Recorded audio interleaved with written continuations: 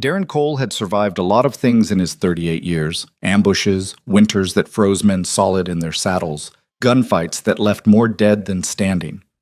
But as he stared down at the woman lying motionless in the snow, her lips blue and her chest barely moving, he realized he might be facing the one thing that could finally break him: the choice between doing what was right and staying alive.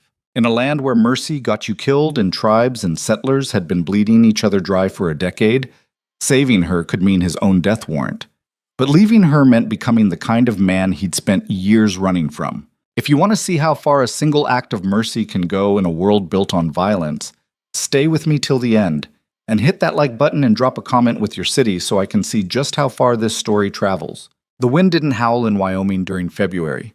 It screamed. It came down off the mountain passes like something alive and furious, ripping through the valley with a sound that could drive a man half mad if he listened too long.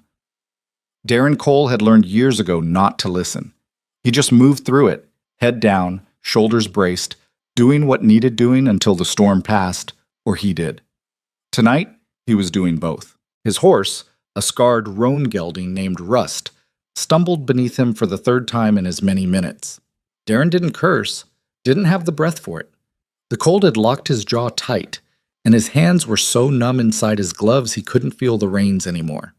He was navigating by instinct now, trusting Russ to find the way back to the cabin because his own vision had been reduced to a swirling white blur. He'd been out checking the fence line when the storm hit. Stupid. He knew better. But there'd been wolf tracks near the eastern pasture that morning, and he couldn't afford to lose another steer. Not this year. Not after the summer drought had already cost him half his herd. So he'd ridden out, and now he was paying for it. The cabin should have been close. Had to be. He'd grown up in these mountains, knew every ridge and gully by heart. But the storm had turned the landscape into something unrecognizable, a white void that erased all landmarks. Panic tried to claw its way up his throat. He shoved it down. Panic killed faster than cold. Then Russ stopped. Darren blinked ice from his lashes and squinted ahead. At first, he thought it was a fallen log, maybe a boulder half buried in the drifts, but the shape was wrong, too curved, too deliberate. He dismounted, his boots sinking into snow up to his knees, and stumbled forward. It was a body. A woman. She was lying on her side, curled in on herself like she'd been trying to hold on to whatever warmth she had left. Her clothing was strange, layered hides and woven fabric, stitched in patterns Darren didn't recognize but knew all the same. Tribal. Her long black hair was matted with ice, her skin the color of ash. He crouched beside her and pressed 2 fingers against her throat. A pulse. Faint. Slow. But there.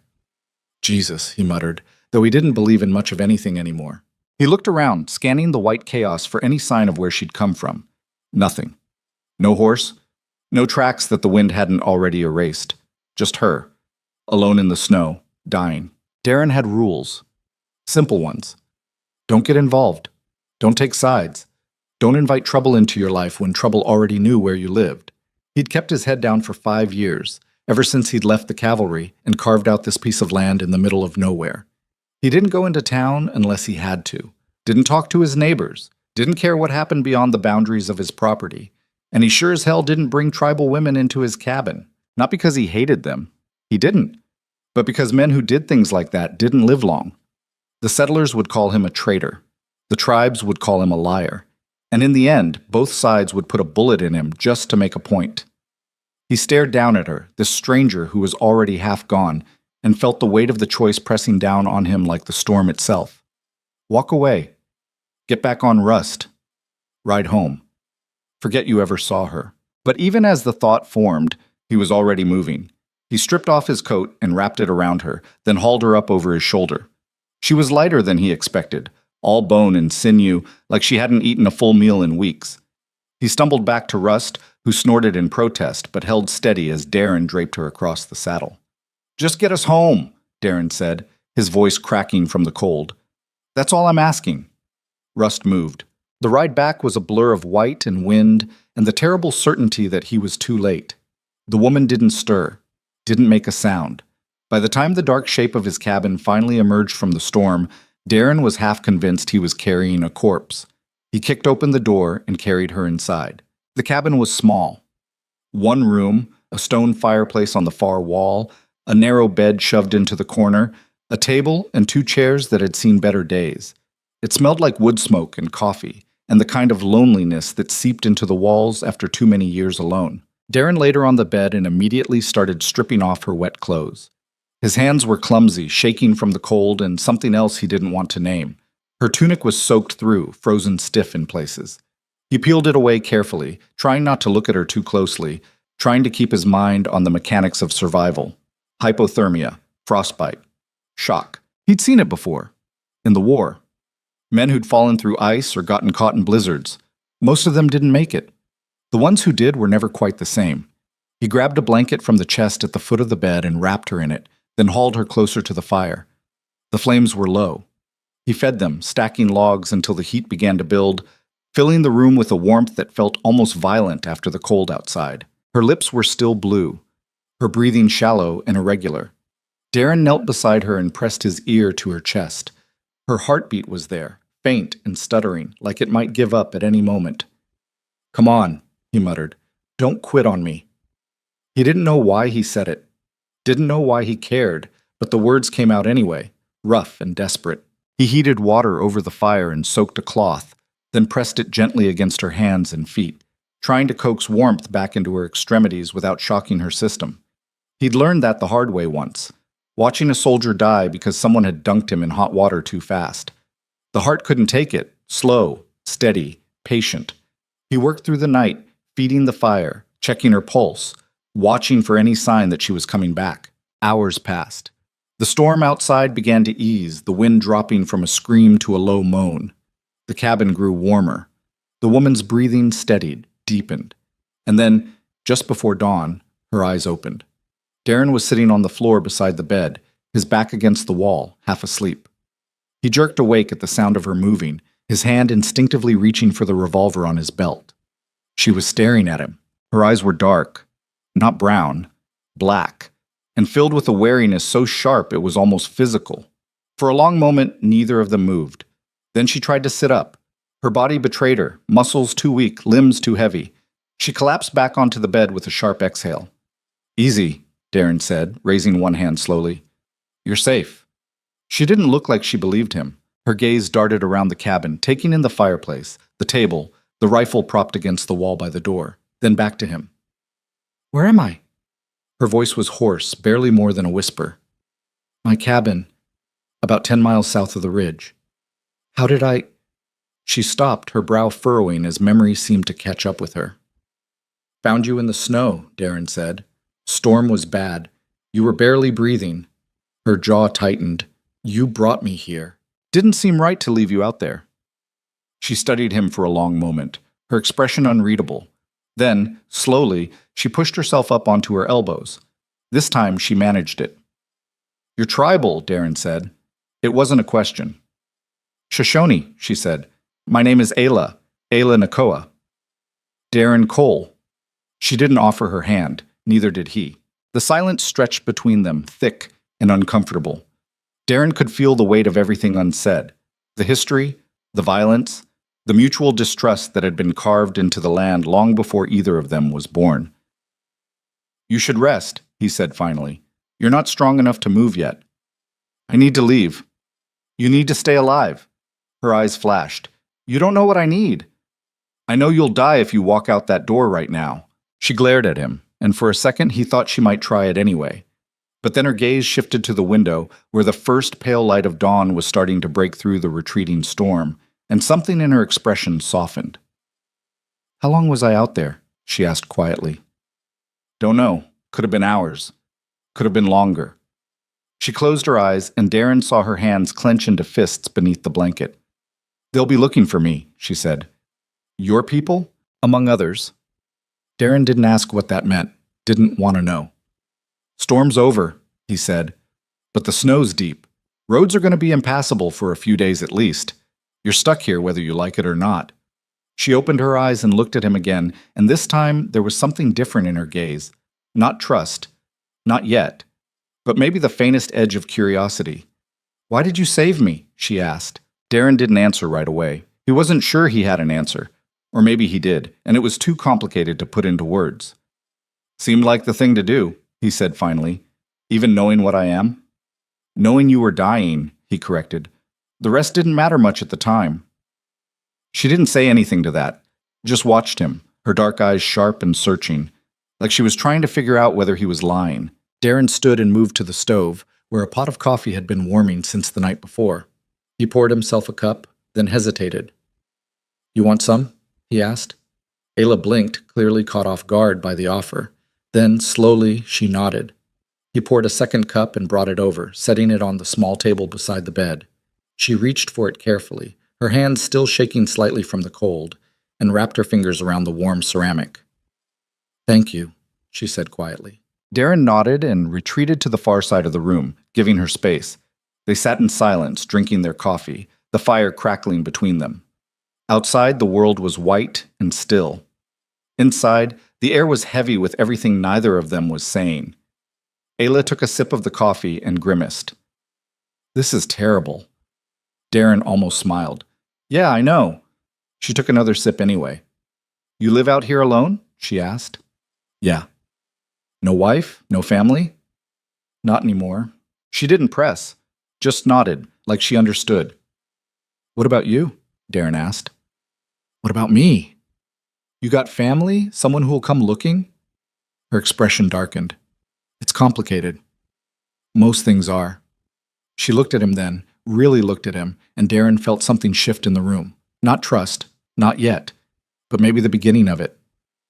I was running, she said finally, from my own people. Darren didn't react, just waited. There's a man, she continued, a warrior. He wants me as his wife. I refused. He didn't take it well. So you ran. I had no choice. And the storm caught you. She nodded. I thought I could make it to the next ridge, find shelter, but the wind... She stopped, her hands tightening around the cup. I don't remember much after that. Darren took a slow drink of his coffee, thinking. This warrior, he said. He gonna come looking for you? Yes. And when he finds out you're here? Ayla's gaze didn't waver. He'll kill you. Darren nodded slowly. Figured as much. You should send me away, she said. Soon as I'm strong enough, before he tracks me here. Probably. Then why aren't you? Darren set his cup down and leaned back against the wall, his arms crossed over his chest. Because sending you out there weak and alone is the same as killing you myself, he said, and I've done a lot of things I regret. Don't need to add that to the list. Ayla stared at him, and for the first time since she'd woken, something like surprise flickered across her face. You're not what I expected, she said. What did you expect? A man like all the others. Darren didn't ask what that meant. He thought he probably knew. The morning stretched on. Ayla slept in fits and starts, her body still recovering from the cold. Darren kept the fire burning and checked on her periodically, but mostly he stayed on the other side of the room, giving her space. By midday, she was strong enough to sit up fully, though her movements were still slow and deliberate. She watched him as he moved around the cabin, her expression guarded but less hostile than before. You were a soldier, she said suddenly. Darren glanced at her. What makes you say that? The way you move, the way you speak. You've seen violence. So have you. Yes, she said, but I was born into it. You chose it. Darren didn't argue. She wasn't wrong. I was cavalry, he said. 6 years. Got out 5 years ago. Why? Got tired of killing. Ayla didn't respond to that, just watched him with those dark, unreadable eyes. You ever regret it? She asked after a long pause. Leaving? Staying. Darren looked at her, and for a moment the question hung between them like something fragile and dangerous. Every day, he said quietly. She nodded, like that made sense. The afternoon passed slowly. The storm had left the world outside buried in snow, the landscape transformed into something stark and unforgiving.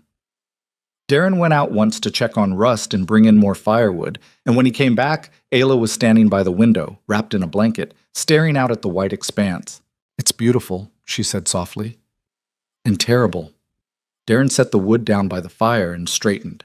Yeah, that's one way to put it. She turned to look at him. Do you ever think about leaving? Going somewhere else? Sometimes, but I wouldn't know where to go. Anywhere has to be better than here.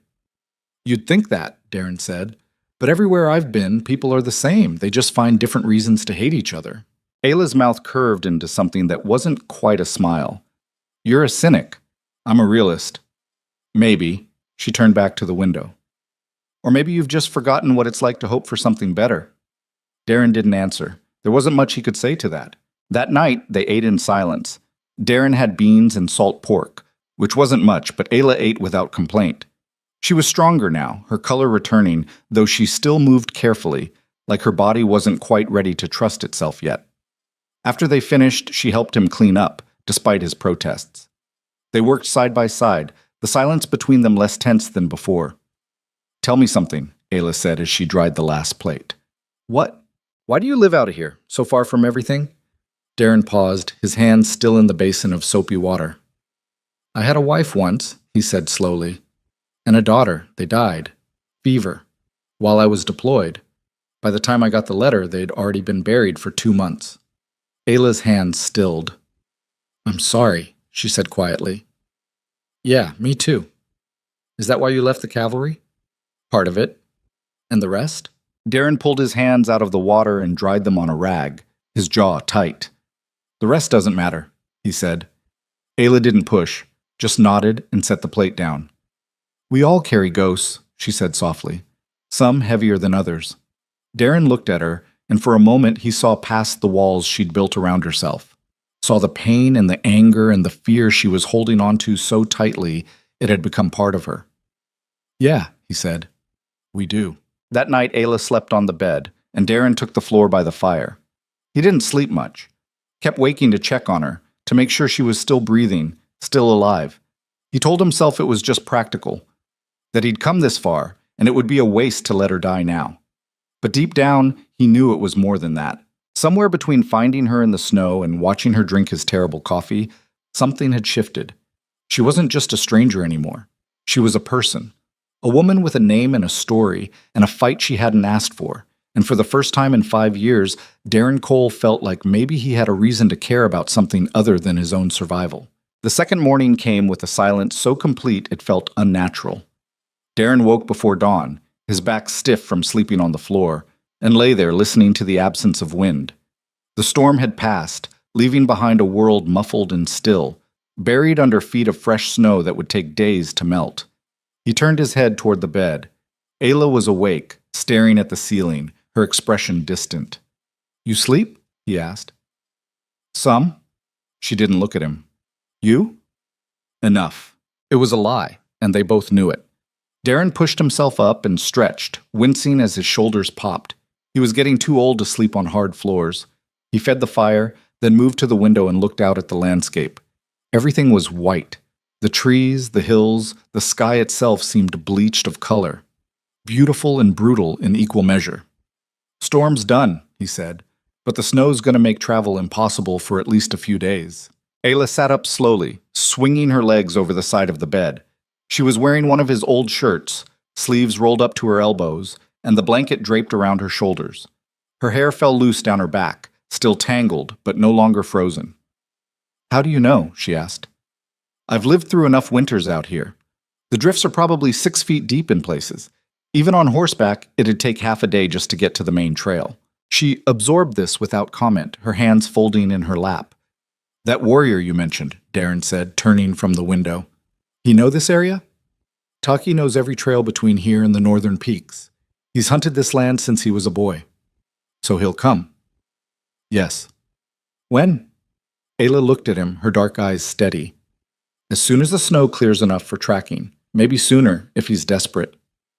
Darren nodded slowly. And when he gets here, he'll assume you took me by force, that I'm your prisoner. Even if you tell him different? It won't matter. To him, a white man saving me is the same as stealing me. Darren pulled out one of the chairs and sat down, resting his elbows on the table. You really think he'd kill me over this? I don't think, Ayla said quietly. I know. The weight of that settled between them. Darren had been in enough fights to recognize a losing hand when he saw one. If this Taki was as skilled as Ayla suggested, and if he came with others, Darren wouldn't stand much of a chance. Not alone. Not out here. Then why are you still here? He asked. Ayla's jaw tightened. Because I don't have a choice. You always have a choice. Do I? Her voice sharpened. Where would I go? Back to my people, where Taki would claim me the moment I set foot in camp? Into the hills where I'd freeze or starve before the week is out? Or maybe I should walk into the nearest settler town and see how long I last before someone puts a bullet in me just for sport. Darren didn't argue. She wasn't wrong. So what do you want? He asked. Ayla looked away, her hands clenching the edge of the blanket. I want to disappear. I want to go somewhere no one knows my name or my face. Somewhere I can just exist. That place doesn't exist. I know. Her voice was barely above a whisper. But I keep hoping anyway. Darren studied her for a long moment. There was a brittleness to her that hadn't been there the night before, like she was holding herself together through sheer will and nothing else. He recognized it. He'd worn that same look for months after his wife and daughter died. You eat yet? He asked, changing the subject. She shook her head. I'll make something. He moved to the stove and set about preparing a simple breakfast. Cornmeal mush with a little honey and some dried berries he'd been saving. It wasn't much, but it was warm and filling, and Ayla ate without complaint. They didn't talk while they ate.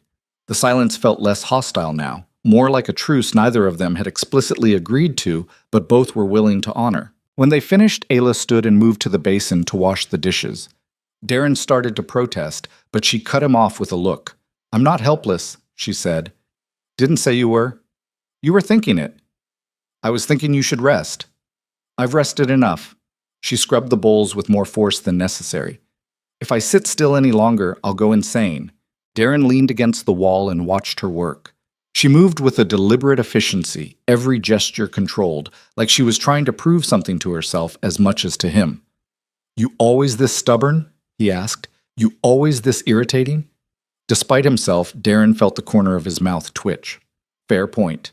Ayla glanced at him over her shoulder, and for the first time since she'd woken, something almost like amusement flickered across her face. It was gone as quickly as it came, but it had been there. The morning stretched into afternoon. Darren went out to tend to rust and clear a path to the woodshed, and when he came back inside, Ayla was sitting by the fire, her legs tucked beneath her, staring into the flames. You all right? He asked, shaking the snow off his coat. She didn't answer right away. When she finally spoke, her voice was distant. I had a sister once, Naira. She was younger than me by 2 years, smarter, braver, better at everything I tried to do. Darren hung his coat by the door and moved closer, but he didn't sit. Just stood there, waiting. Taki wanted her, Ayla continued. She refused him too.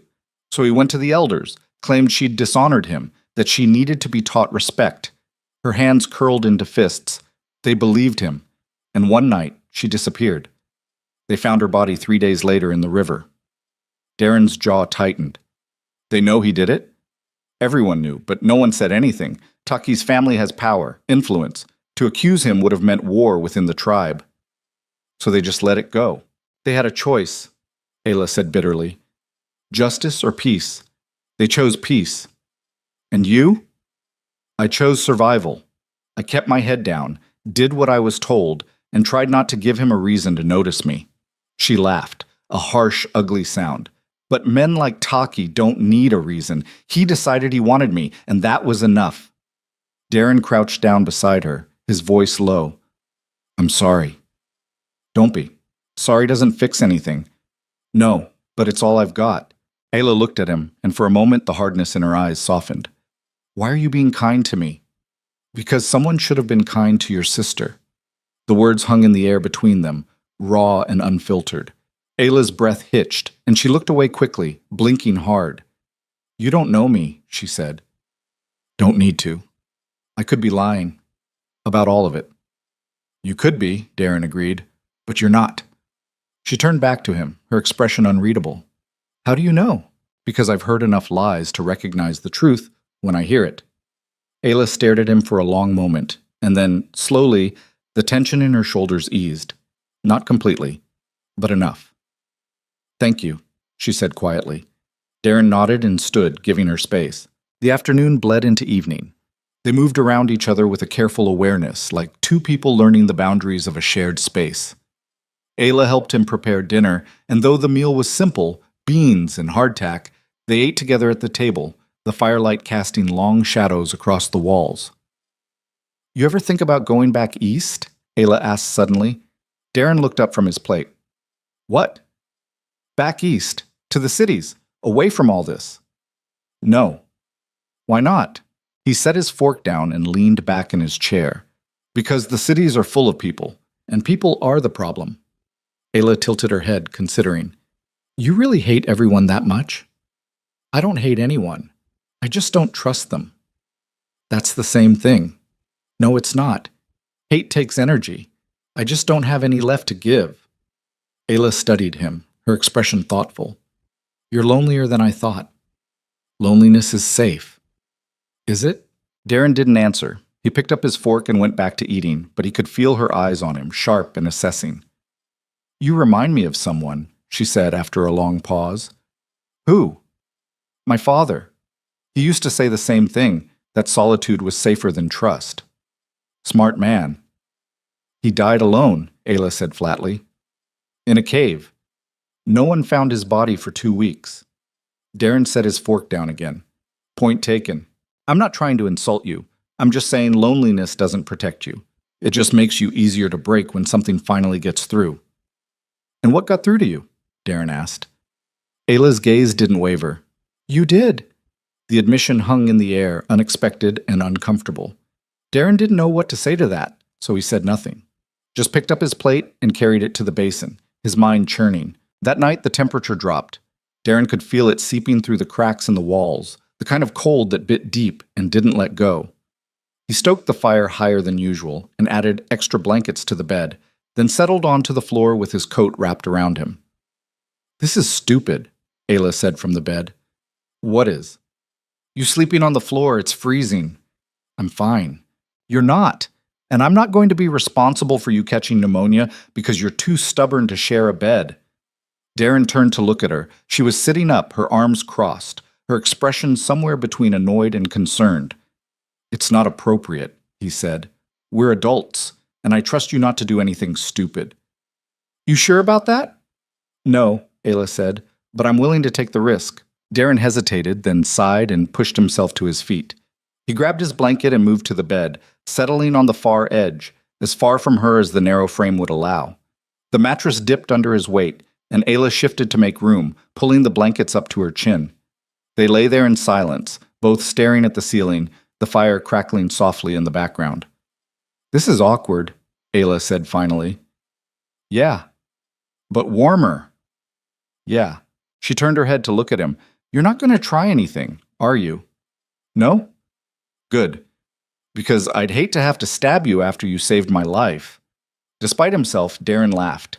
It was a short, rough sound, rusty from disuse, but it was real. Ayla smiled faintly. So you do know how to laugh. Apparently. Don't let it go to your head. Wouldn't dream of it. They fell silent again, but this time it was easier. Comfortable, almost.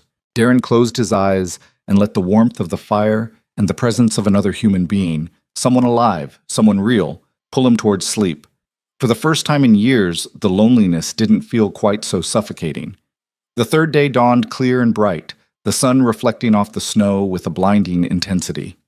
Darren woke to find Ayla already up, standing by the window, her silhouette framed against the light. Morning, he said, his voice rough with sleep. She didn't turn.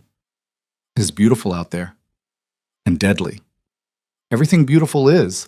Darren sat up and scrubbed a hand over his face. You're awfully philosophical this early. I didn't sleep much.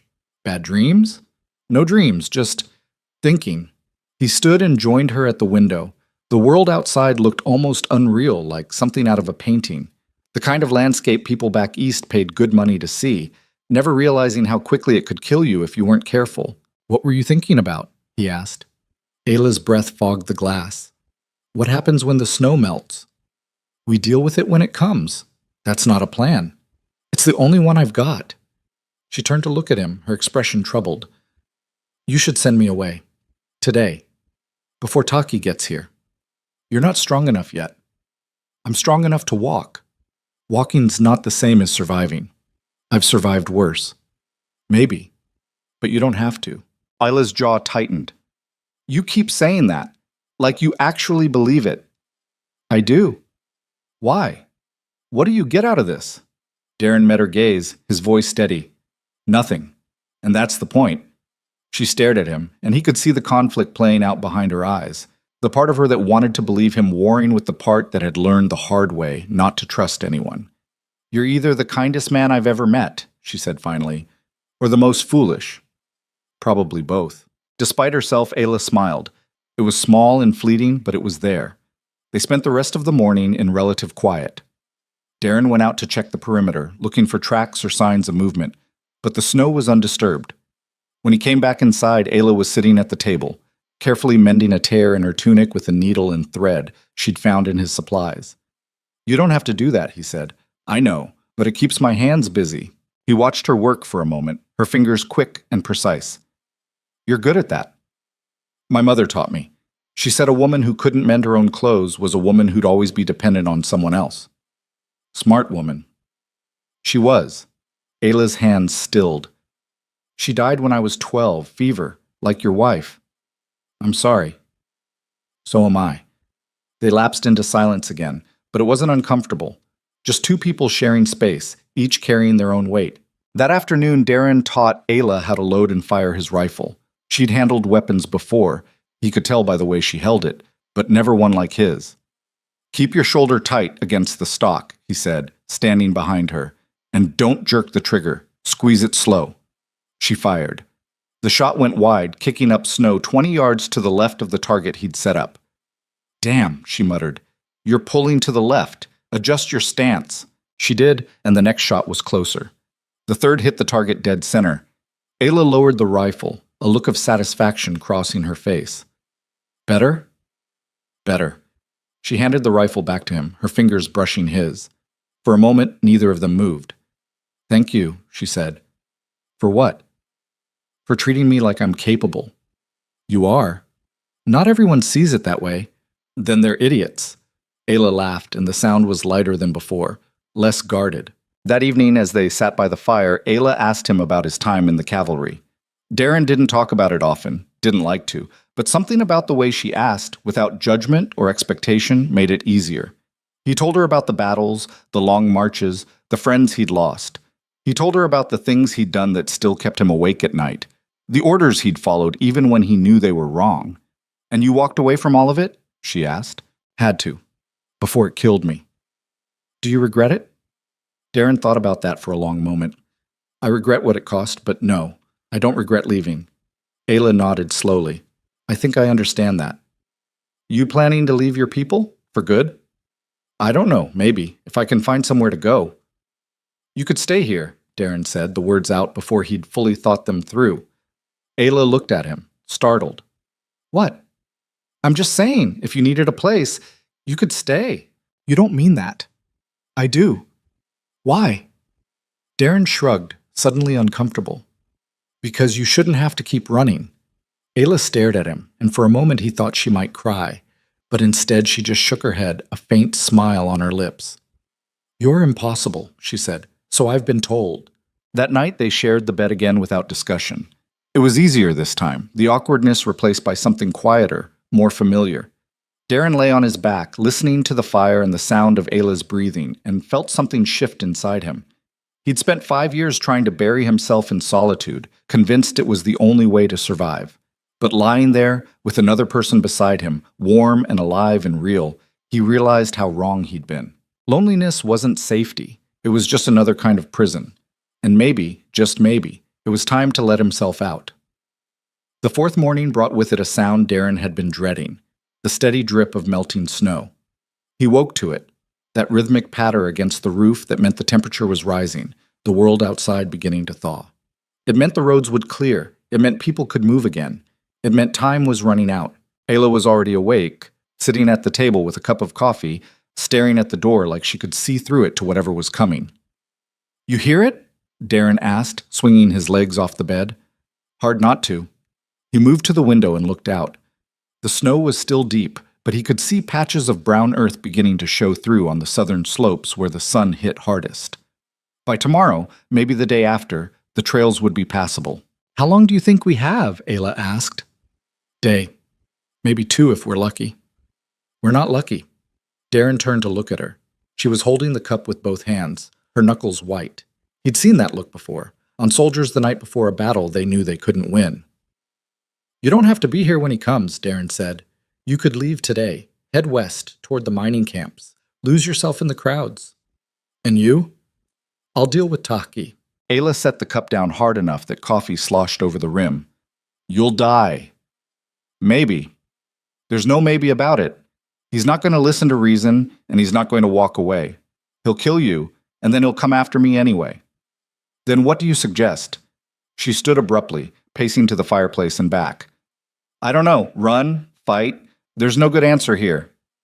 "There never is." "That's not helpful." "Wasn't trying to be."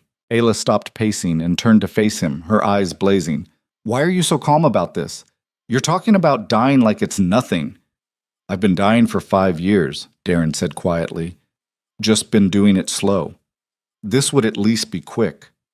The words landed between them like a stone dropped into still water. Ayla stared at him, and he watched the anger drain from her face, replaced by something that looked almost like grief. "You don't get to give up," she said, her voice shaking. "Not now. Not after everything. I'm not giving up. I'm being realistic. You're being a coward." The accusation hit harder than he expected. Darren's jaw tightened, and he took a step toward her. "You want to say that again?" "You heard me." Ayla didn't back down. "You're so convinced you deserve to suffer that you can't even see a way out when it's right in front of you." "And what way is that?" "We leave. Both of us. Together." Darren shook his head. "That won't work." "Why not?" "Because wherever we go, we'll be outsiders. You'll be tribal in a world that hates you for it, and I'll be the man who helped you. We'd be lucky to make it a week before someone strung us up. So we go somewhere no one knows us." "There's nowhere like that." "Then we make it." Ayla's voice rose, frustration cracking through. "We find some piece of land in the middle of nowhere and we build something. We survive. Isn't that what you've been doing here? Surviving?" "Surviving's not the same as living." "No, but it's a start." Darren wanted to argue, wanted to tell her all the reasons it wouldn't work, but the words caught in his throat. Because part of him, the part he'd been trying to bury for 5 years, wanted to believe her, wanted to believe that maybe, just maybe, there was still a way forward that didn't end with a bullet or a noose. "You really think we could do that?" he asked. "I think we'd have a better chance together than apart." He studied her face, looking for doubt, for hesitation, but all he saw was determination. "All right," he said finally. "We'll try it your way." Ayla blinked, clearly surprised. "Really?" "Really, but we need a plan. A real one." "Okay, so what do we do?" Darren moved to the table and sat down, motioning for her to join him. "First, we need to figure out where we're going. Somewhere far enough that Taki won't follow, but accessible enough that we can actually get there. What about north, into the territories? Too cold, and too many trappers who'd sell us out for a bottle of whiskey. South then, toward the desert." Darren considered it. "Maybe. There's a few settlements down that way, small ones. Might be able to blend in. And supplies? We can't just walk out of here with nothing. I've got some dried meat, beans, flour, enough for maybe a week if we're careful. We'd need to hunt along the way." "I can hunt." "I know you can." Ayla leaned forward, her hands flat on the table. "And Taki? What do we do about him?" "We leave before he gets here. He'll track us." "Probably. But if we move fast and cover our trail, we might buy ourselves enough time to get a real head start." "And if he catches up?" Darren met her eyes. "Then we deal with it." The plan was simple, almost reckless in its simplicity. They'd leave at first light the next morning, taking only what they could carry and moving as quickly as the terrain allowed. Darren would lead them south through the roughest country he knew, places where tracks would be hard to follow and ambushes even harder to set. It wasn't perfect, but it was something. They spent the rest of the day preparing. Darren sorted through his supplies, packing what they'd need into 2 canvas sacks. Ayla mended her clothing and fashioned a makeshift pack from an old blanket. They worked in focused silence, both of them aware that every minute counted. As the afternoon wore on, Darren found himself watching her more than he should. The way she moved, efficient and deliberate. The way she bit her lower lip when she was concentrating. The way the firelight caught in her hair, turning it almost bronze. He'd forgotten what it felt like to care about someone. forgotten the weight of it, the way it sat in your chest like a stone you couldn't swallow. It scared him more than Taki did. "You're staring," Ayla said without looking up. "Sorry. Don't be. Just tell me why." Darren hesitated, then decided honesty was easier than evasion. "I was thinking about how different things would be if I'd just kept riding that night. Left you in the snow." Ayla's hands stilled. "Do you wish you had?" "No." "Then why think about it?" "Because it would have been easier." She looked up at him then, her expression unreadable. "Easier for who?" "Both of us." "Maybe. But we wouldn't be here. Is that a good thing?" Ayla set down the needle and thread and crossed the room to where he stood. She stopped close enough that he could feel the warmth radiating from her, close enough that he had to fight the urge to reach out. "I don't know yet," she said quietly. "Ask me again when we're not running for our lives." "Fair enough." She smiled faintly, and for a moment the tension between them shifted into something else, something neither of them had words for. The moment broke when Rust whinnied outside, sharp and sudden. Darren's hand went to his revolver before he'd consciously thought about it, and Ayla stepped back, her body tensing. "Could be nothing," Darren said. "Could be something." He moved to the window and scanned the tree line. Nothing. No movement, no shapes that didn't belong. But Rust didn't spook easy. "Stay here," he said, grabbing his rifle from beside the door. "Like hell." "Ayla, I'm not staying in here while you go out there alone. If it's Taki, we deal with it together." Darren wanted to argue, but one look at her face told him it would be pointless. "Fine, but stay behind me and keep quiet." They stepped outside into the cold. The sun was low on the horizon, casting long shadows across the snow. Darren moved carefully, rifle raised, his eyes scanning every tree, every rock, every place a man could hide. Rust was standing near the edge of the clearing, ears pinned back, nostrils flaring. Darren approached slowly, speaking in a low, steady voice. "Easy, boy. What's got you spooked?" Then he saw it. Tracks in the snow, fresh ones, leading from the tree line to within 20 feet of the cabin, then back again.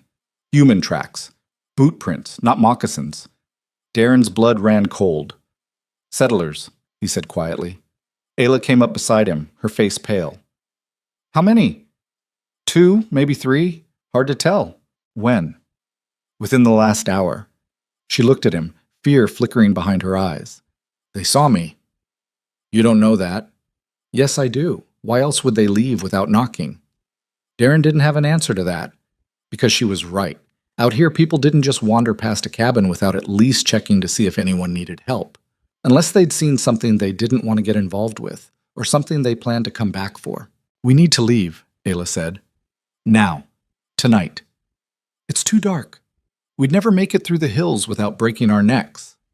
"Then what do we do?" Darren looked at the tracks again, then back at the cabin. "We fortify, and we wait." They spent the next hour preparing for the worst. Darren barricaded the door and shuttered the windows, leaving only narrow gaps to see through. He loaded every weapon he had, 2 rifles, a shotgun, and his revolver, and positioned them around the room where they'd be easy to reach. Ayla helped without being asked, her movements quick and sure. When they were done, they sat together by the fire, listening to the silence outside. "You think they'll come back?" Ayla asked. "Yeah." "Tonight? Maybe. Or they might wait until morning, bring more men. Either way, we're trapped." Darren didn't argue. She was right. "I'm sorry," Ayla said after a long pause. "For what?" "For dragging you into this. You should have left me in the snow." "Stop saying that. It's true." "No, it's not." Darren turned to look at her, his voice firm. "I made a choice. You didn't drag me into anything. But you're going to die because of it." "Maybe. But at least I'll die knowing I did something that mattered." Ayla's eyes glistened in the firelight. "You're an idiot." "Yeah, but I'm your idiot." She laughed, a shaky, tearful sound, and then she was in his arms, her face pressed against his chest, her shoulders shaking. Darren held her, one hand tangled in her hair, the other wrapped around her waist, and felt something inside him crack wide open. He'd spent so long keeping people at a distance, convinced that caring only led to pain. But holding Ayla now, feeling her warmth, her vulnerability, her strength, he realized that the pain of losing someone wasn't what he'd been afraid of. It was the pain of never having them at all. They stayed like that for a long time, wrapped in each other, the fire burning low beside them. When Ayla finally pulled back, her eyes were red but dry, her expression resolute. "We're going to survive this," she said. "Yeah? Yeah, and then we're going to find that piece of land you were talking about, and we're going to build something. Something good." Darren cupped her face in his hands, his thumb brushing across her cheek. "You believe that?" "I have to."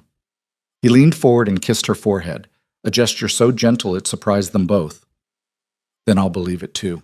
The night passed slowly. They took turns keeping watch, one sleeping while the other sat by the window with a rifle across their lap. Darren tried to sleep, but couldn't. Every sound outside, every crack of ice, every rustle of wind set his nerves on edge. Around midnight, he heard it.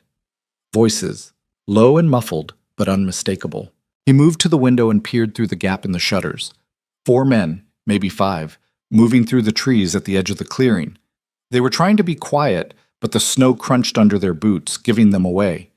Darren reached over and shook Ayla awake. She was on her feet instantly, rifle in hand. "How many?" she whispered. 5. Maybe more in the trees. What do they want? You, and probably to make an example out of me. Ayla's jaw tightened. Then let's not make it easy for them. The men spread out, circling the cabin. Darren could see the strategy. They were trying to surround them, cut off any escape routes. Smart, but it also meant they'd spread themselves thin. One of the men stepped into the clearing, close enough that Darren could make out his face in the moonlight. He was young, maybe early 20s, with a scraggly beard and a rifle slung over his shoulder. "Cole!" he shouted. "We know you're in there, and we know you got one of them savages with you." Darren didn't respond. "Come on out and hand her over, and we'll let you walk away. No one has to get hurt." "You believe that?" Ayla whispered. "Not a chance." The young man took another step closer. "We ain't got all night, Cole. Make this easy on yourself." Darren raised his rifle and fired a shot into the snow 2 feet in front of the man. The crack echoed through the night, and the man stumbled backward, cursing. "Next one won't miss," Darren shouted. "Get off my land!" "Your land?" Another voice called out, this one older, rougher. "You forfeited your land the second you brought that squaw into your bed." Ayla's hand tightened on her rifle, but Darren shook his head. "Don't let them bait you." "They're going to rush us," she said quietly. "I know. We can't hold them off forever." "We don't have to, just long enough." "Long enough for what?" Darren didn't answer, because the truth was, he didn't know. The men regrouped at the edge of the clearing, their voices rising in argument. Darren couldn't make out the words, but he could guess. Some wanted to rush the cabin now, overwhelm them with numbers. Others wanted to wait, starve them out. Then one of them lit a torch. "Damn it," Darren muttered. Ayla saw it too. "They're going to burn us out." "Not if I can help it." He aimed carefully and fired. The torch flew out of the man's hand, landing in the snow and sputtering out. The man dove for cover, and the others opened fire, bullets thudding into the cabin walls. Darren and Ayla dropped to the floor, covering their heads as wood splintered above them. The barrage lasted maybe 10 seconds, then stopped. "You all right?" Darren asked. "Yeah, you?" "Yeah." They crawled to opposite windows and returned fire, forcing the men to scatter. Darren caught one in the leg, and the man went down screaming. The others dragged him back into the trees. "That'll slow them down," Darren said. "For how long?" "Not long enough." The standoff continued through the night. The men tried twice more to rush the cabin, and both times Darren and Ayla drove them back. But ammunition was running low and exhaustion was setting in. As dawn approached, Darren knew they were out of options. "We need to run," he said. "Where?" "Out the back, through the hills. If we move fast, we might be able to lose them. And if we don't, then we fight." Ayla nodded, her face set. "Okay, let's go." They gathered what they could carry and slipped out through the back window, dropping into the snow and moving as quietly as possible. The hills rose steep and jagged behind the cabin, covered in scrub pine and loose rock. Darren led the way, Ayla close behind, their breath coming in sharp gasps. Behind them, shouts erupted. The men had realized they were gone. "Run!" Darren yelled. They ran. The hills swallowed them whole. Darren moved fast, faster than he should have given the terrain, but speed was their only advantage now.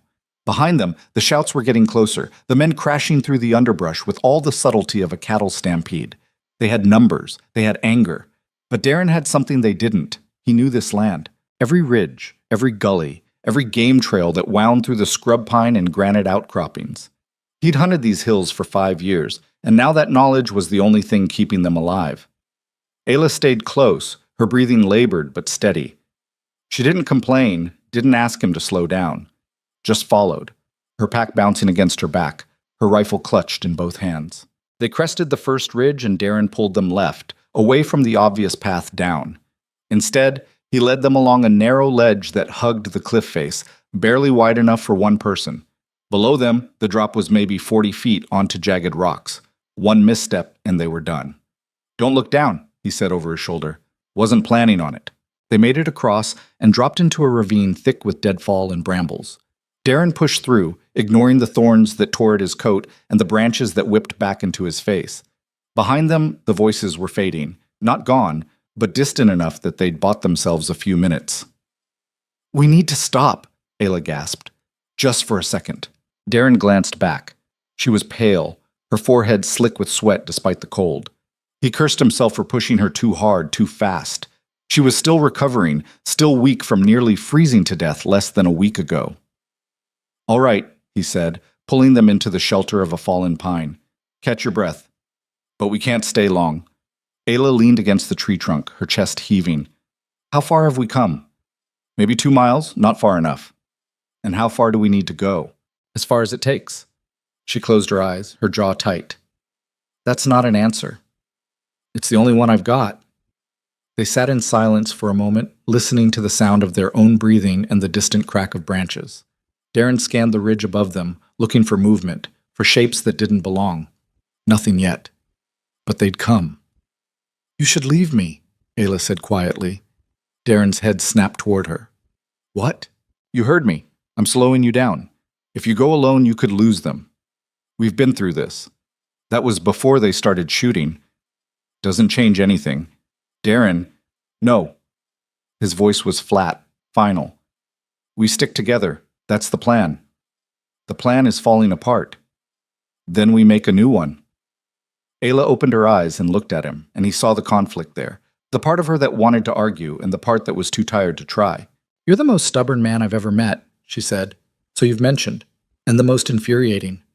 Also not the first time I've heard that." Despite everything, Ayla's mouth twitched. "We're going to die out here, aren't we?" "Probably. At least you're honest.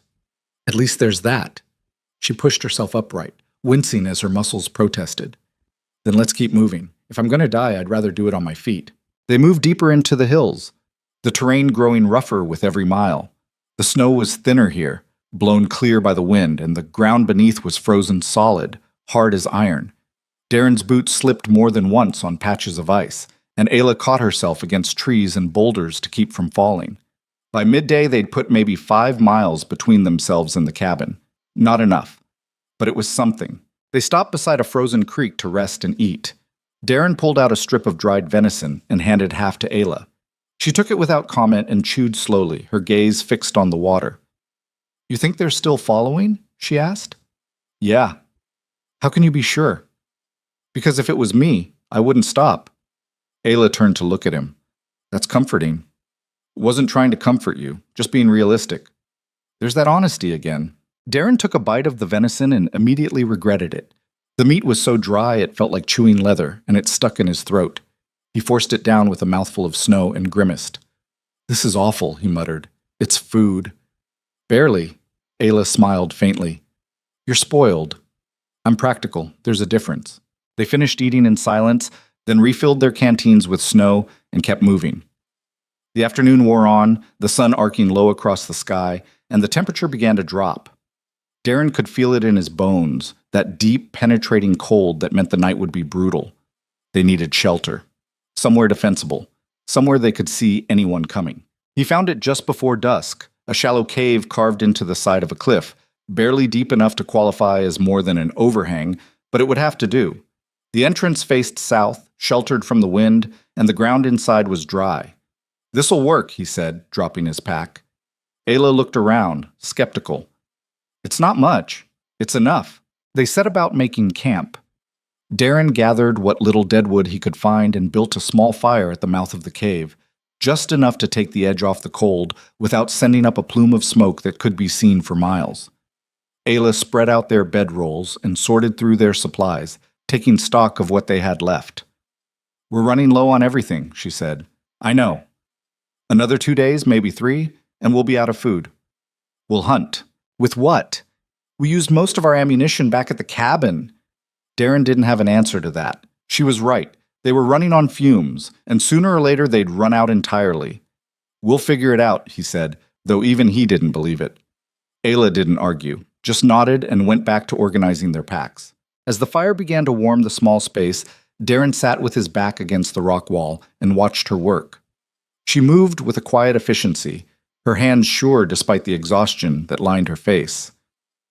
He found himself wondering what she'd been like before all this. Before Taki, before the running, before the fear. Had she laughed easily? Had she smiled more? He hoped so, because the woman sitting across from him now looked like someone who'd forgotten how to do either. "You're staring again," Ayla said without looking up. "Sorry. I told you, don't be. Just tell me what you're thinking."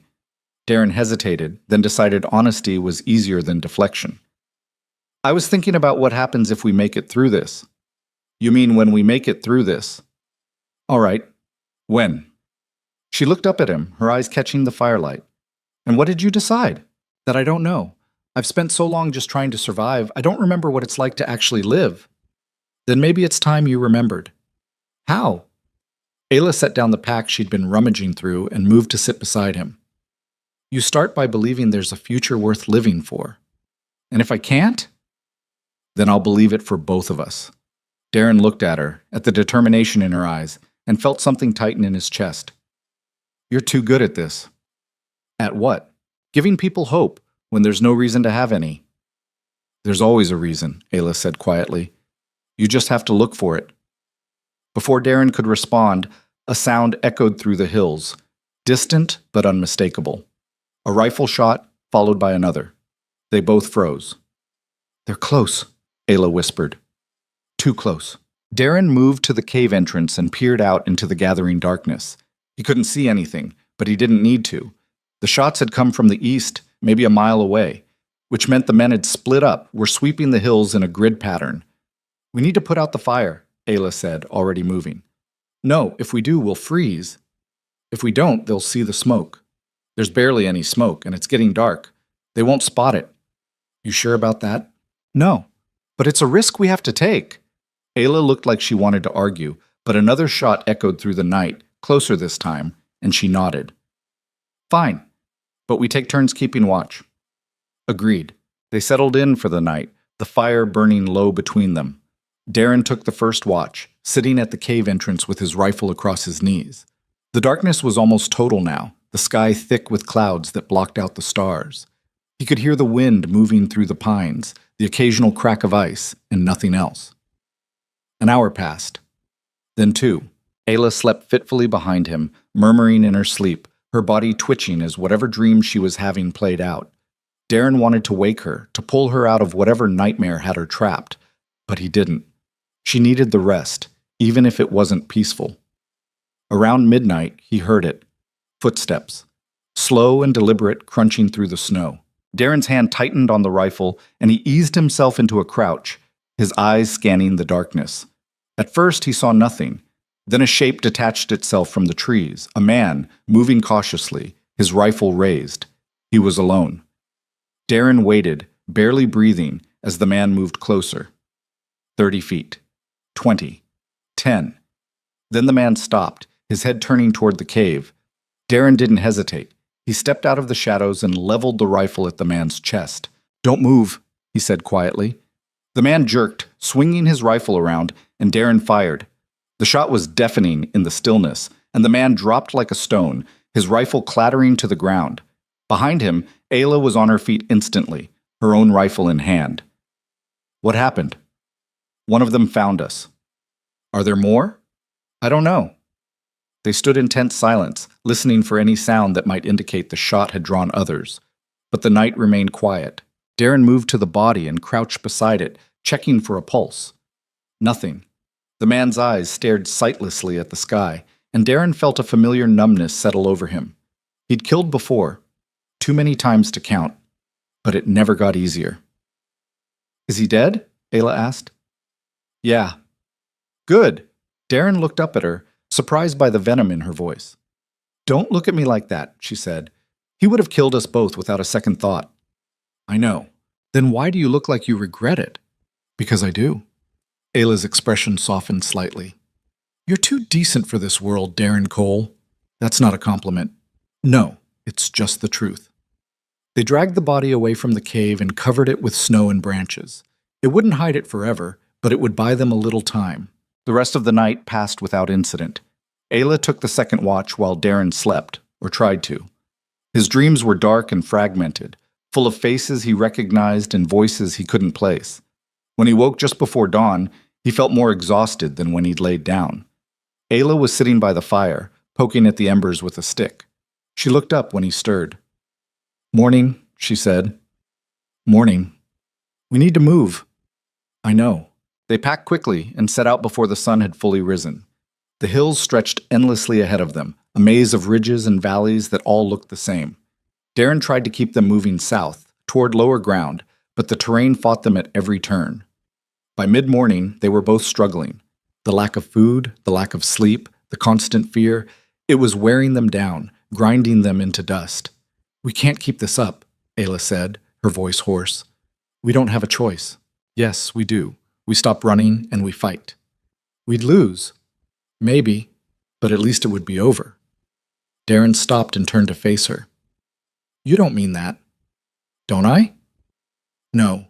You're tired and scared, but you don't want to die. Not really. Ayla's eyes flashed. And what makes you so sure? Because if you did, you would have let the storm take you, but you didn't. You fought. You're still fighting. She stared at him, and for a moment he thought she might argue. But then her shoulders sagged and she looked away. I'm so tired, Darren, she said quietly. I'm so tired of running. I know, but we're almost there. Almost where? Somewhere safe. You don't know that. No, but I'm choosing to believe it, and so should you. Ayla looked at him, and he saw the exhaustion etched into every line of her face. But beneath it, there was something else, something that looked almost like hope. All right, she said finally. Let's keep going. They pushed on through the afternoon, the sun weak and pale overhead.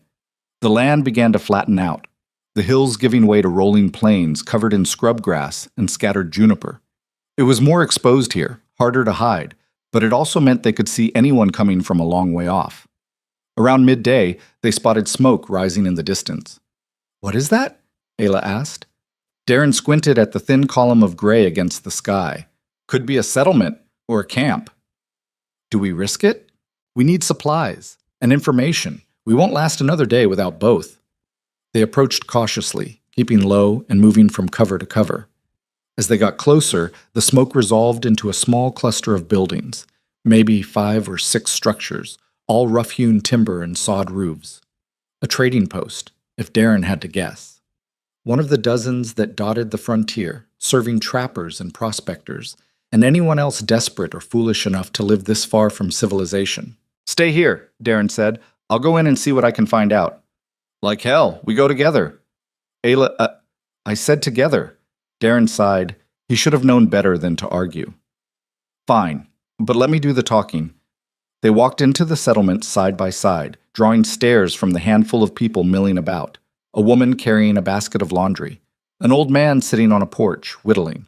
A boy leading a mule. The trading post itself was a low, squat building with a hand-painted sign that read, Garrett's Goods and Sundries. Darren pushed open the door and stepped inside. Ayla close behind. The interior was dim and cluttered, shelves packed with everything from sacks of flour to bolts of fabric to animal traps. A man stood behind the counter, heavy-set and balding, his apron stained with what looked like axle grease. He looked up as they entered, his eyes narrowing. Help you? He asked. Need supplies, Darren said. Flour, beans, ammunition if you've got it. The man's gaze shifted to Ayla, lingering a beat too long. That'll cost you. I've got money. Money's good, but I'm more interested in why a white man's traveling with a squaw. Darren's jaw tightened. That's none of your business. Maybe it is. Maybe it isn't. But folks around here don't take kindly to men who consort with savages. Then it's a good thing I don't care what folks around here think. The man leaned forward, his hands flat on the counter. You got a smart mouth, mister. Might want to watch it. Before Darren could respond, Ayla stepped forward. We don't want trouble. We just need supplies. We'll pay and we'll leave. The man's eyes flicked to her, and something in his expression shifted. Not quite respect, but something close to it. All right, he said slowly, but you paid double. That's the price for bringing her kind in here. Darren wanted to argue, wanted to tell the man exactly what he could do with his prices, but they didn't have time for a fight. So he nodded and pulled out the coins he'd been saving, counting them onto the counter. The man took the money and began gathering supplies, moving with deliberate slowness. Darren watched him, his nerves on edge. Something about this felt wrong. You hear about the trouble up north? The man asked casually. What trouble? Group of men chasing down a tribal woman. Say she killed a settler in cold blood. They're offering a reward for her capture. Darren's blood ran cold. He glanced at Ayla, who had gone perfectly still.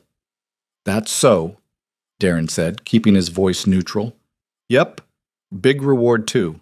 $100, dead or alive. Sounds like a lie to me. The man shrugged. Maybe, maybe not. But $100 is $100. He set the supplies on the counter, a small sack of flour, a tin of beans, and a box of rifle cartridges, and pushed them toward Darren. That everything? Darren asked. That's everything I'm selling you. Darren gathered the supplies and turned to leave, Ayla already moving toward the door. But before they could step outside, the man spoke again. You might want to move fast, he said.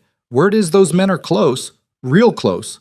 Darren didn't respond, just pushed through the door and out into the cold. They were halfway across the settlement when the first shot rang out. Darren didn't think. He just grabbed Ayla and pulled her behind a water trough as bullets tore through the air around them. Wood splintered, glass shattered, and someone screamed. They found us, Ayla shouted.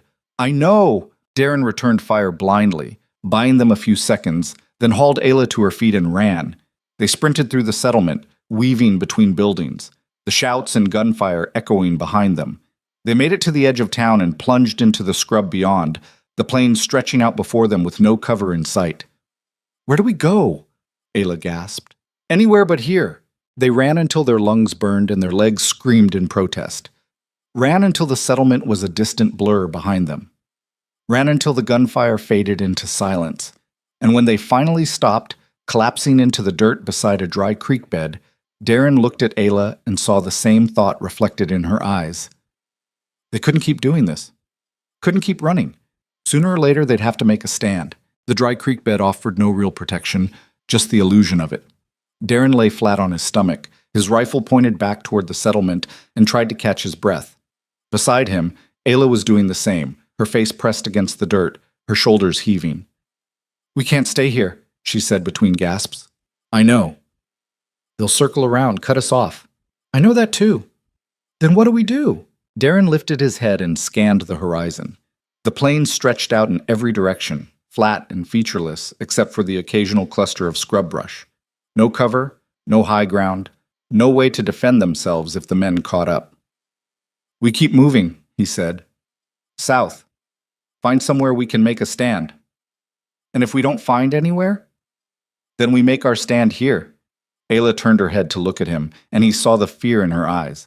Not for herself, he realized. For him. I'm sorry, she said quietly. For what? For getting you killed. I'm not dead yet. You will be. We both will be. Darren reached over and took her hand, squeezing it once. Maybe. But if that's how it ends, at least I won't die alone. She squeezed back, and for a moment they just lay there in the dirt, holding on to each other like it was the only thing keeping them tethered to the world. Then Darren heard it, the distant sound of horses. They're coming, he said. They scrambled to their feet and ran. The afternoon sun beat down on them, relentless and unforgiving, as they pushed across the plains. Darren's legs felt like lead, every step an effort, but he didn't slow down. Couldn't. Behind them, the sound of hoofbeats was getting louder. There, Ayla shouted, pointing ahead. Darren looked and saw it, a rocky outcropping rising out of the flatland like a broken tooth. It wasn't much, maybe 15 feet high, but it was defensible. They could see anyone coming from any direction, and the rocks would provide some cover. Go, he yelled. They reached the outcropping and scrambled up the side, their hands slipping on the loose stone. Darren hauled himself over the top and immediately turned to help Ayla, pulling her up beside him. They collapsed onto the flat surface, gasping for air. "How many rounds do we have left?" Ayla asked. Darren checked his rifle. 6, you? 4. Then we make them count. They positioned themselves at opposite ends of the outcropping, rifles raised, and waited.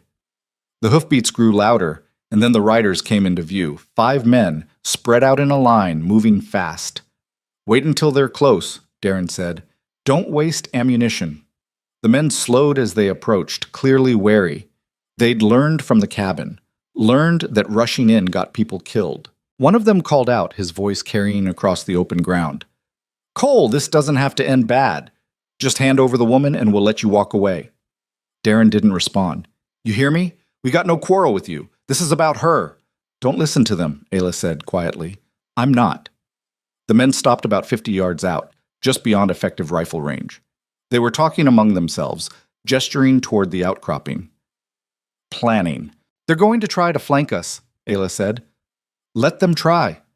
2 of the men broke off, circling wide to the left and right.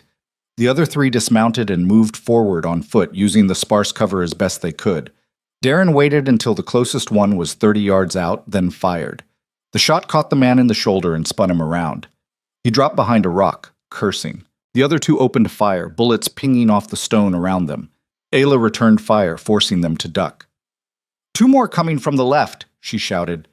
Darren swung his rifle around and saw them, 2 men moving low and fast, trying to use a shallow depression in the ground to get close. He fired twice, missing both times, and cursed under his breath. "I'm out," Ayla yelled. "Take mine." He tossed her the box of cartridges he'd bought at the trading post and drew his revolver. It had 6 shots, and then they were done. The men were getting bolder now, sensing weakness. They moved closer, their fire more concentrated. A bullet grazed Darren's arm, tearing through his coat and drawing blood. He gritted his teeth and fired back, catching one of the men in the leg. "We can't hold them," Ayla shouted. "We don't have to, just long enough." Long enough for what? Before Darren could answer, a new sound cut through the gunfire. A sharp, trilling war cry that echoed across the plains. Everyone froze. Darren turned his head and saw them, riders coming from the north, maybe a dozen of them, moving fast. Tribal warriors, their horses painted, their weapons raised. "No," Ayla whispered. The settlers saw them too. For a moment, no one moved. Then one of the settlers shouted and they scrambled for their horses, forgetting about Darren and Ayla entirely. Within seconds, they were riding hard to the south, the dust from their retreat rising in a cloud behind them. The tribal warriors didn't pursue. They circled the outcropping instead, their eyes fixed on Darren and Ayla. "Get down," Darren said, dropping to one knee. "Don't make any sudden moves." "They're my people," Ayla said. "They won't hurt us." "You sure about that?" She didn't answer. One of the warriors urged his horse forward, stopping at the base of the outcropping. He was older than the others, maybe in his 40s, with gray streaking his long black hair and scars crisscrossing his bare arms. His eyes were hard, assessing. "Ayla Nakoa," he said, his voice flat. Ayla stood slowly, her hands empty and visible. "Kaito, you were told to return. You did not." "I couldn't." "Because of him?" Kaito's gaze shifted to Darren, his lip curling slightly. "A white man. He saved my life. And now he has endangered it further. No, he protected me. From Taki. From the settlers. From everything." Kaito's expression didn't change. "Taki claims you belong to him. That you dishonored him by refusing his claim. Taki is a liar and a murderer. He killed my sister. You know this. What I know is that you have brought chaos to our people. The settlers are angry. They blame us for your actions. I have taken no actions except to survive. Survival at the cost of the tribe is not survival. It is betrayal." Ayla's hands clenched into fists. "And what would you have me do? Submit to Taki? Let him claim me like property?" "I would have you think of someone other than yourself." The words hit like a physical blow. Ayla took a step back, her face pale. Darren stood and moved to her side, his hand resting on the revolver at his hip. "She's done nothing wrong." Kaito's eyes narrowed. "You speak when you have not been spoken to." I speak because someone needs to. You're punishing her for refusing to be a victim. I am maintaining order, something you would not understand. Maybe not, but I understand right and wrong. And what Taki did, what you're letting him do, is wrong. Kaito's hand moved to the knife at his belt, and the other warriors shifted, their weapons rising slightly. Darren didn't move, just stood there meeting Kaito's gaze, refusing to back down. The silence stretched, taut and dangerous. Then Ayla spoke, her voice quiet but steady. Kaito, please, I am asking you, as someone who once called you friend, to let us go. Kaito looked at her for a long moment, his expression unreadable. Then he turned his horse and spoke in his own language to the other warriors. They responded in kind, their voices sharp and argumentative. Finally, Kaito turned back to Ayla. You have until sundown to leave this territory. If you are found here after that, you will be taken back to face judgment. And Darren? The white man is not our concern, but if he stays with you, his blood is on his own hands. Understood. Kaito nodded once, then wheeled his horse and rode away, the other warriors following. Within minutes, they were gone, vanished into the northern plains like they'd never been there. Ayla sank to her knees, her whole body shaking. Darren crouched beside her and put a hand on her shoulder. You all right? No, but I will be. What just happened? Kaito used to be close with my father. He was kind once, but the tribe has changed. Fear and anger have made them cruel. He gave us until sundown. He gave us a death sentence. Taki won't honor Kaito's order. He'll come after us anyway. Then we keep moving. To where? We have no food, no ammunition, and nowhere to go. Darren stood and offered her his hand. Then we find somewhere. Together. She looked up at him, and he saw the doubt and the fear and the exhaustion all warring in her eyes. But beneath it all, there was something else. Something that looked almost like trust. She took his hand. They climbed down from the outcropping and started south again, moving more slowly now, their bodies pushed beyond the point of exhaustion. The sun was sinking toward the horizon, painting the sky in shades of orange and red, and the temperature was dropping fast. We need to find shelter, Darren said, somewhere we can rest. There's nothing out here. Then we'll make something. They walked for another hour, the darkness closing in around them, before they found it. An old homestead, long abandoned, the roof half collapsed and the walls leaning inward. But it was still standing, and it would block the wind. They went inside and immediately set about making it defensible. Darren barricaded the door with debris and piled stones in front of the broken windows. Ayla gathered what little dry wood she could find and started a small fire in the corner, just enough to keep them from freezing. When they were done, they sat together by the fire, wrapped in their blankets, and ate the last of their food, a handful of beans and a piece of hardtack that had gone stale days ago. This is it, isn't it? Ayla said. The end. Maybe. You don't sound convinced. I'm not ready to give up yet. Why not? What's left to fight for? Darren looked at her, the firelight dancing across her face, and felt something shift inside him. You, me. The chance that maybe, just maybe, we can build something better than what we're leaving behind. Ayla's eyes filled with tears. You really believe that? I'm trying to. She leaned into him, her head resting on his shoulder, and he wrapped his arm around her. They sat like that for a long time, the fire crackling softly, the night pressing in around them. I never thanked you, Ayla said quietly. For what? For seeing me. Not as a burden or a problem or something to be used, just me. You don't need to thank me for that. Yes, I do, because no one else ever has.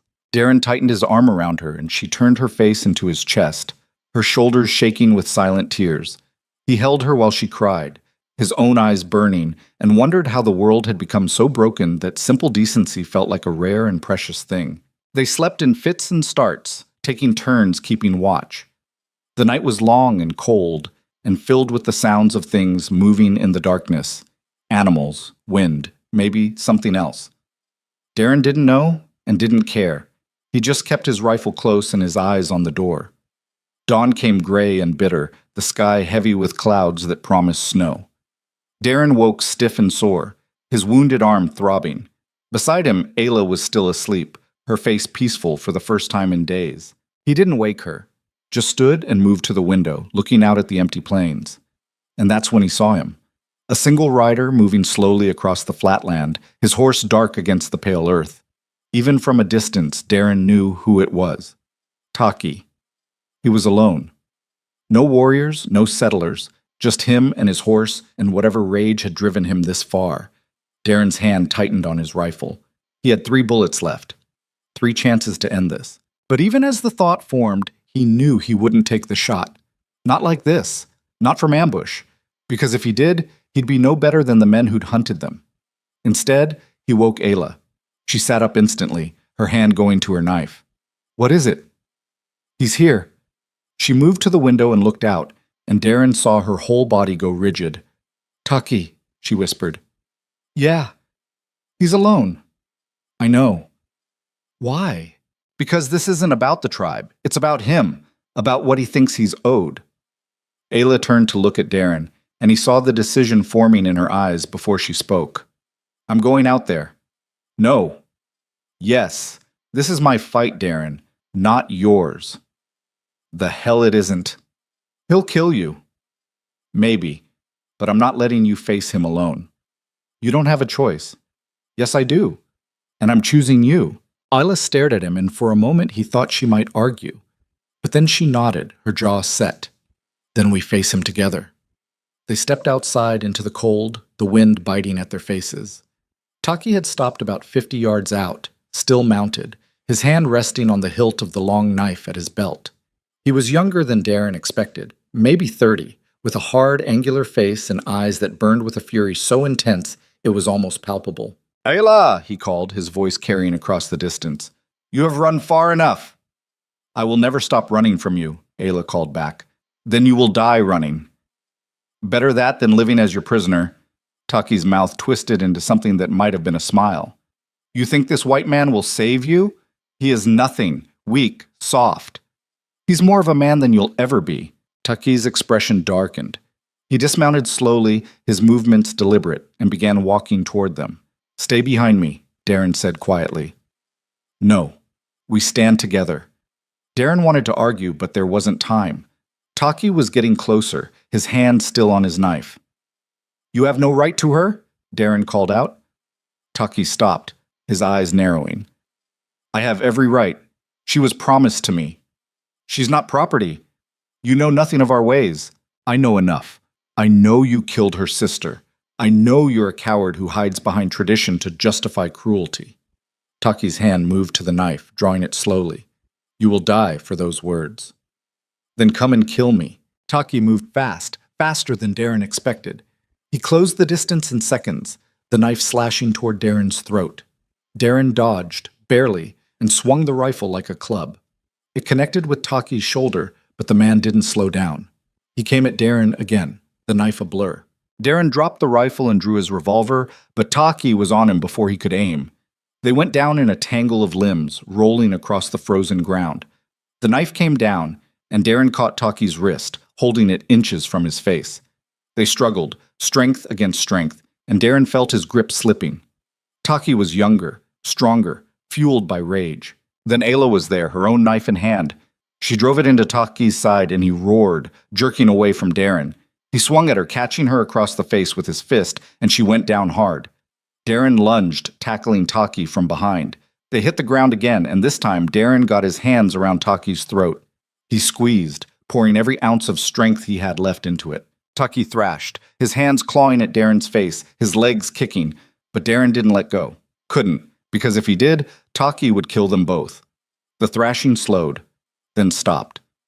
Darren held on for another 10 seconds, making sure, then released his grip and rolled away, gasping for air. Taki lay still, his eyes open and empty. Darren crawled to Ayla, who was sitting up, blood streaming from a cut on her cheek. "You all right?" "I think so. You?" "Yeah." They sat there in the dirt, staring at Taki's body, and the weight of what they'd done settled over them like a shroud. "It's over," Ayla said quietly. "Yeah.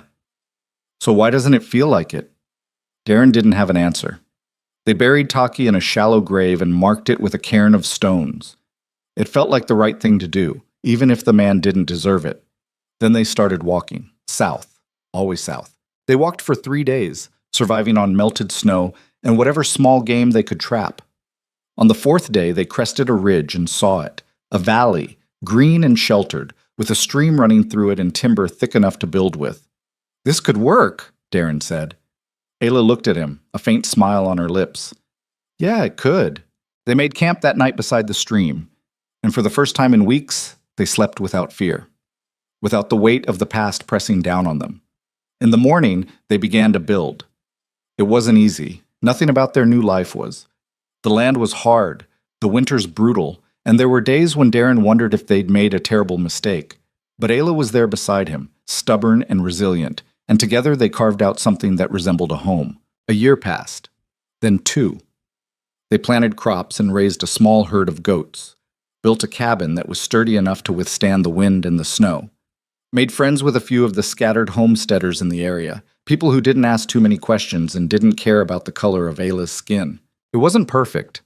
There were still nights when Ayla woke screaming from nightmares about Taki, and days when Darren felt the old numbness creeping back in. But they faced it together, and that made all the difference.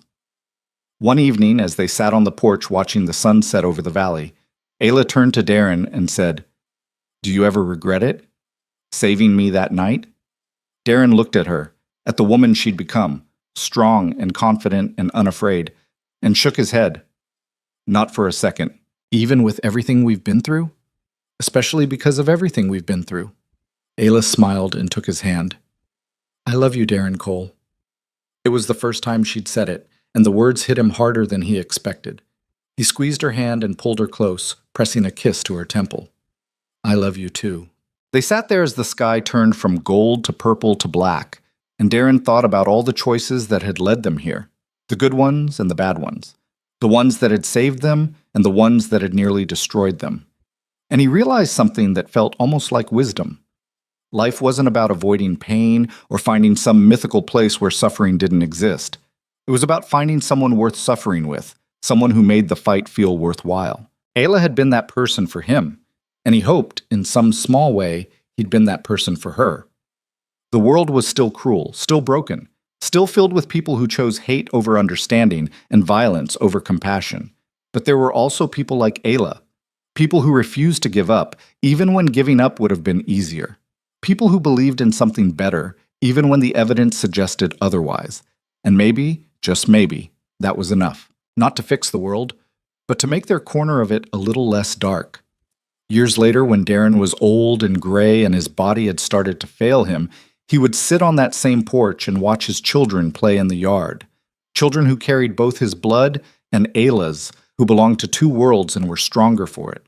And he would think about that night in the snow when he'd found a dying woman and made a choice that changed everything. He would think about how close he'd come to riding past, to leaving her there, to choosing the easy path. And he would be grateful that he hadn't. Because mercy, he'd learned, was never wasted, even when it cost you everything, even when it brought you to the edge of destruction. Mercy was the thing that separated people from monsters, the thing that made life worth living. And if he'd learned nothing else from his time with Ayla, he'd learned that. Some nights, when the wind was right, Darren swore he could hear the ghosts of the people they'd left behind. Taki, the settlers, the warriors, all of them lost to a war that never should have been fought. But then Ayla would come and sit beside him, her hand finding his in the darkness, and the ghosts would fade. Because the living, he'd discovered, were always louder than the dead. And as long as he had Ayla, as long as they had each other, the future would always be louder than the past. That was the truth he carried with him. The one that kept him going when the weight of memory threatened to pull him under. You couldn't change what had been, couldn't undo the violence or erase the scars. But you could choose what came next. You could choose to build instead of destroy, to love instead of hate, to fight for something instead of just fighting. And in the end, that choice was the only one that mattered. Darren Cole had made a lot of mistakes in his life, had done things he wasn't proud of, and carried regrets that would never fully heal. But saving Ayla Nakoa wasn't one of them. It was the first truly good thing he'd done in years, and it had saved him just as much as it had saved her.